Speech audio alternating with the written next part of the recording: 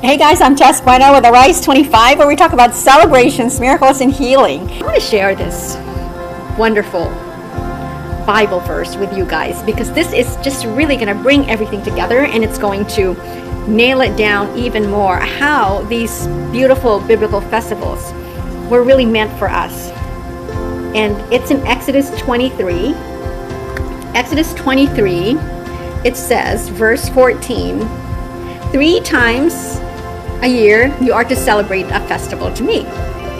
Celebrate the festival of unleavened bread for 7 days. Eat bread made without yeast, as I commanded you. Do this at the appointed time in the month of Aviv, which is the month of Nisan, for in that month you came out of Egypt. No one is to appear before me empty-handed. Celebrate the festival of harvest with the first fruits of the crops you sow in your field. Celebrate the festival of ingathering at the end of the year when you gather in your crops from the field. So those are the 3 festivals that he mentioned here in Exodus 23, verse 14. And I want to emphasize that the celebration of the festival of the unleavened bread, that's also Passover, because Passover is the beginning of the Feast of the Unleavened Bread.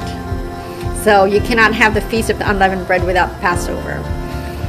And basically what the Passover is, guys, it's the sacrifice of Jesus for all mankind to save us. And it's very important to link that also to Exodus. You know, they sacrificed a pure lamb on the 14th of Nisan. And when they did that, they put the blood of the lamb over the door frames of their houses as a symbol of, who they belonged to. So when the angel of death came, they were all safe from the destruction and death of the angel that came to destroy the Egyptians who were abusing the Jews. So they needed to be identified, to be in the household of God, so they would pass over their homes and not be killed. So that's what the Passover is about.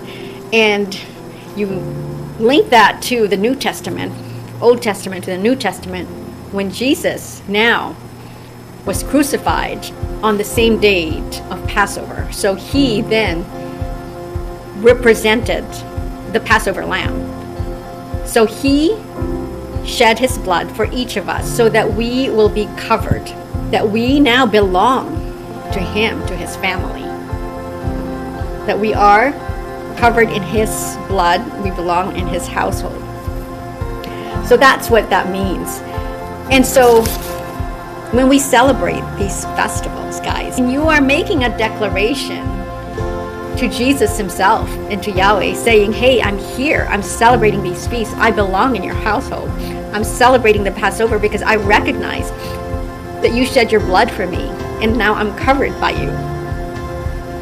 So it's really truly a union with Jesus through this celebration. And when you unite with him, you then belong in his family. You are now in his household. That's really symbolic of like a wedding, and a celebration of union like the wedding in Cana I talked about on my last video. That's what it symbolizes. When you celebrate these beautiful feasts, you are really uniting with him and making a declaration that you belong in his family.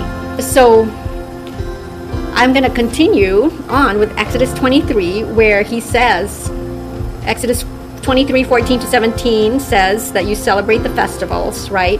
And then you go down further. Exodus 23, verse 24 to 26. This is what it says. He says, do not bow down before the gods, other gods, or worship them or follow their practices. You must demolish them and break their sacred stones to pieces. Worship the Lord your God, and his blessings will be on your food and water. I will take away sickness from you, and none will miscarry or be barren in your land. I will give you a full lifespan. So there it is, guys. It's written that when you celebrate the feasts, it's really making a declaration that you're not bowing down to other gods. And when you worship God of Abraham, Isaac, and Jacob, he will bless your food and water, and he will take sickness away from you. So there it is. What that means is, like the wedding at Cana, when he blesses the water and turns it into wine. There's the Holy Spirit. The miracle of changing the water into wine, the wine is symbolic of the Holy Spirit. And when you have that Holy Spirit present among you, in you, that's Jesus. That's his Spirit. And it takes away the sickness from among you. So those are his miracles, guys. So that's why there's healing embedded in these festivals, in spending time with Jesus. You are in his presence because you are loyal to him. You are faithful to him. You're not celebrating or worshiping other gods. Because, guys, these festivals, biblical festivals, this is 100% a celebration with Jesus, for Jesus. 100%. There's no doubt about it. It's written. It's in the Bible. He says it himself. When you're celebrating other holidays that are not in the Bible, there's a chance, some percentage, some chance that you are worshiping somebody else, not God of the Bible, not God of Abraham, Isaac, and Jacob. There's some other gods. Because here he says, people will be brought into the land of Amorites, Hittites, Perizzites, Canaanites, Hivites, and Jebusites, and I will wipe them out. Don't bow down before their gods, or worship them, or follow their practice.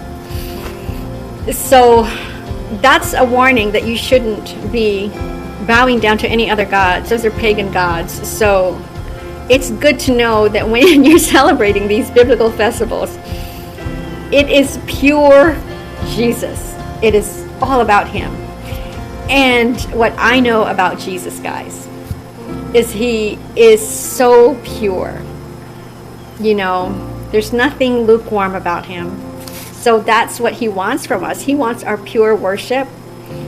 And this is how we can know this is pure. What we're doing is we're celebrating him. And that's when we enter into his household. The wedding at Cana is somewhat symbolic of the family of Christ. Where Jesus recognizes who attended. And those are the people that he knows. You were there. You've attended his festivals. He knows you. So that's what's really special, guys, about, the wedding at Cana, because it's so symbolic of the unity of the family of Christ, that we're all there celebrating with him. And even more special is our union with Christ himself. Really encourage you guys to celebrate these festivals. I invite you. I hope you attend. I hope you show. Thank you guys for listening, and I'll see you next time. Bye.